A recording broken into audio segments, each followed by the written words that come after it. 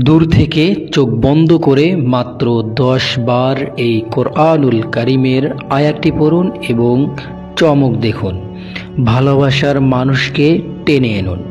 যদি মনে করেন সে আপনাকে ছেড়ে গেছে বা আপনার সাথে আর যোগাযোগ রাখে না, আপনি যাকে ভালোবাসেন সে এখন আর যোগাযোগ রাখতেছে না বা বিদেশে গেছে বা অন্য কোনো দেশে বা অন্যখানে চলে গেছে বা পরকীয়া করে ইত্যাদি ইত্যাদি, তাহলে আপনার জন্য এই আমলটি খুবই ফলদায়ক। যে করে সেই ফল পায়। তার জন্য আপনি এই আমলটি একবার করে দেখতে পারেন। ইনশাআল্লাহ আপনিও ফল পাবেন, এতে কোনো সন্দেহ নেই। আপনি যদি এখনও আমাদের চ্যানেলটি সাবস্ক্রাইব করে না থাকেন তাহলে অবশ্যই আমাদের চ্যানেলটি সাবস্ক্রাইব করুন এবং এই রকম নিত্য নতুন দোয়া ও দরুদের ভিডিও পেতে বেল বাটনে ক্লিক করে অল করে দিন। আসসালামু আলাইকুম ওয়া রাহমাতুল্লাহি ওয়া বারাকাতুহু। সম্মানিত প্রিয় দিনদার ও পরহেজগার ভাই ও বোনেরা, আশা করি সকলেই ভালো আছেন। আলহামদুলিল্লাহ, আপনাদের দোয়া ও ভালোবাসায় আমিও ভালো আছি। আজকে আমি একটি গুরুত্বপূর্ণ ও খুবই ফলদায়ক দোয়া নিয়ে আলোচনা করব এবং এই দোয়াটি হচ্ছে পবিত্র কোরআনুল কারীমের একটি আয়াত। তবু এই আয়াতটি অনেক ছোট্ট আয়াত। ইনশাআল্লাহ এই আয়াতটির যে দীর্ঘক্ষণ এই আয়াতটি আমল করেছে বা মাত্র এই আয়াতটি 10 বার দূর থেকে পড়বেন, যার জন্য পড়বেন তাকে আপনি পেয়ে যাবেন। আপনি যার জন্য পড়ুন না কেন সে আপনার জন্য পাগল হয়ে যাবে। তাই আপনি এই ভিডিওটি শুরু থেকে শেষ পর্যন্ত ধৈর্য ধরে দেখুন এবং মনোযোগ দিয়ে শুনুন। ভিডিওটি একটু স্কিপ করবেন না। যদি স্কিপ করেন তাহলে হয়তো আমি কোথায় কি বলবো আপনি বুঝতে পারবেন না। তাই শুরু থেকে শেষ পর্যন্ত ভিডিওটি দেখুন এবং ভালো মতো আমল করুন, দেখবেন ইনশাআল্লাহ কাজে আসবে। এই আয়াতটির আমল বা এই দোয়াটি কে কে পড়তে পারবে বা কি কি কাজের জন্য?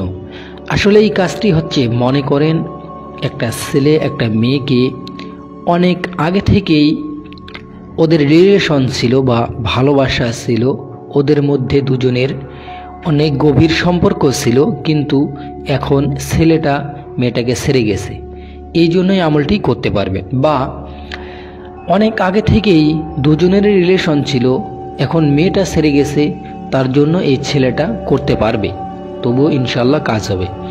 বা আপনার স্বামী বিদেশে গেছে, আপনার সাথে যোগাযোগ করে না, তার জন্য আপনি এই আমলটি করতে পারবেন ইনশাআল্লাহ।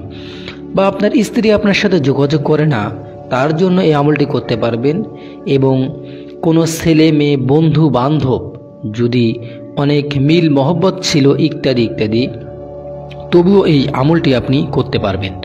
যদি নিয়মগুলো মেনে আমলটি করেন তাহলে ইনশাআল্লাহ কোনো চিন্তা করবেন না। আপনি আল্লাহর উপর বিশ্বাস রেখে, কোরআনুল কারীমের উপর বিশ্বাস রেখে আপনি নিয়মাবলীগুলো মেনে আমলটি করুন, দেখবেন ইনশাআল্লাহ আপনি সফল হয়ে যাবেন। আপনার মনের মানুষকে পেয়ে যাবেন, সে যেখানেই থাকুক না কেন, পৃথিবীর কোন প্রান্তে থাকুক, সেটা দেখার বিষয় নেই। আপনার মনের আশা আল্লাহ তাআলা পূরণ করে দিবেন এই আমলটি করার মাধ্যমে।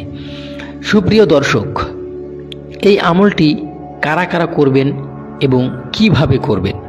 আসলে এই আমলটি প্রত্যেকজনেই করতে পারবেন ইনশাআল্লাহ, প্রত্যেকজনই করতে পারবেন। কিন্তু যারা 5 ওয়াক্ত নামাজ পড়ে তাদের জন্য অতি তাড়াতাড়ি ফলদায়ক হয়ে যাবে। কি জন্য? যারা 5 ওয়াক্ত নামাজ পড়ে তারা সব কিছুই জানে ইনশাআল্লাহ। আল্লাহ তাআলার তাদের উপর এমনি রহমত, এবং তারা যদি আমলটি করে অতি তাড়াতাড়ি ফল পাবে। আর যারা 5 ওয়াক্ত নামাজ এখনও পড়েন না, আল্লাহ তাআলার কাছে ক্ষমা চান, নামাজগুলো পড়েন।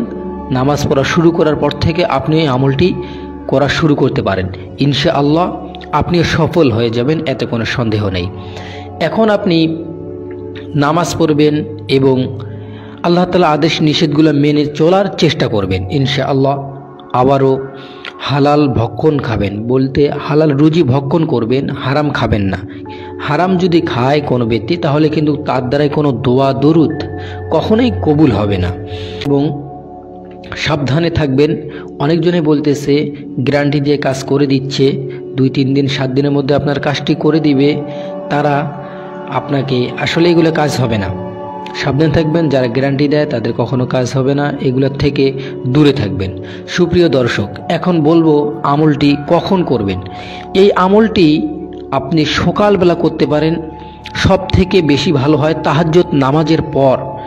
যদি কোনো ব্যক্তি তাহাজ্জুদ নামাজের পর এই আমলটি মধ্যরাতে করে, নিঘুম নিঃশ্বাস সবাই ঘুম যাচ্ছে, একা একায় নিরালায় যদি এই আমলটি করতে পারেন তাহলে খুব ভালো হয়।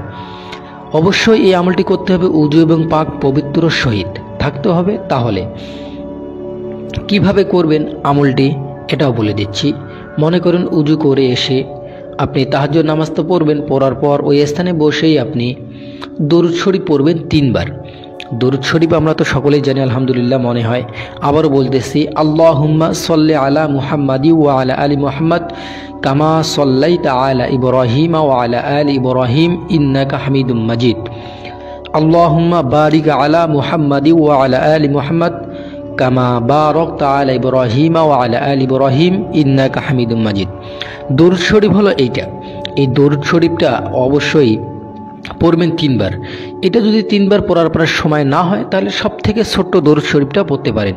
সেটি হলো সাল্লাল্লাহু আলাইহি ওয়াসাল্লাম, সাল্লাল্লাহু আলাইহি ওয়াসাল্লাম, সাল্লাল্লাহু আলাইহি ওয়াসাল্লাম। এইভাবে আপনি 3 বার দরুদ শরীফ পড়ে নেবেন প্রথমে।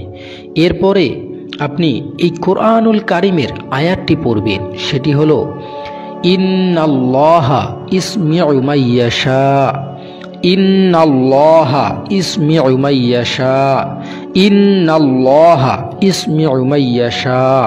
এইভাবে আপনি 10 বার আয়াতটি পড়বেন, এবং তার থেকে যদি বেশি পড়তে পারেন আরও ভালো হয়, কিন্তু নিম্নতম 10 বার আয়াতটি পড়বেন। আয়াতটি পড়ার সময় তার ছবি আপনি কল্পনা করবেন, বা তার চেহারাটা কল্পনা করবেন, তার নামটা মনে মনে ধারণা করবেন। দেখবেন ইনশাআল্লাহ আপনার বাধ্য হয়ে যাবে, কিছুদিনের মধ্যে আপনাকে ভালোবাসবে ইনশাআল্লাহ। আবার একটা কথা বলতেছি, 3 নম্বরে আবারও 3 বার দরুদ শরীফ পড়বেন। দোয়াটা পড়ার পর 3 বার দরুদ শরীফ পড়বেন। 3 বার দরুদ শরীফ পড়ে আল্লাহর কাছে দোয়া করবেন, আল্লাহর কাছে চাইবেন, তার কাছে আল্লাহর কাছে চাইবেন যার জন্য এগুলো করতেছেন। ইনশাআল্লাহ এইভাবে আমলটি আপনি করুন, দেখবেন আল্লাহ তাআলা অশেষ মেহেরবানিতে অনেকেই ফল পেয়েছে, আপনিও ফল পাবেন, এতে কোনো সন্দেহ নেই। সুপ্রিয় দর্শক, এই আমলগুলো অবশ্যই অনেকজনে বলতেছে অনেক আমল করতেছে, কাজ হচ্ছে না। ভাই, আসলে আল্লাহ সুবহানাহু ওয়া তাআলা কার আমল কখন কবুল করবে বা কোন আমলটি কবুল করে নেবেন আমরা কেউ জানি না।